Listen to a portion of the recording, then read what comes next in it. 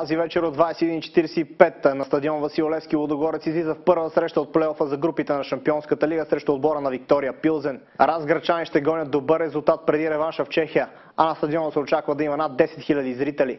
Треньорът на орлите Георги Дерменджиев има няколко проблема с подреждането на състава си. Той не може да използва наказания Игор Пластун, както и контузните Абел Нисе и Андрей Препелица. Наставникът на гостите Роман Пиварник пък няма особени проблеми с състава и ще може да пусне най-доброто, с което разполага. Лудогорец ще търси своя гол номер 100 в Европа. До момента зелените имат 99 попадения на сметката си. Ето пък какво сподели наставникът на разградчани Георги Дерменджиев преди срещата. Ние сме български отбор и аз мисля, че всеки нормален човек, който иска да гледа матч, който иска да гледа Лудогорец, аз мисля, че българските фенови са зажеднели да гледат добри мачове. Така че аз не искам никой да наподкрепя, искам да дойде тук и да бъдат доволни.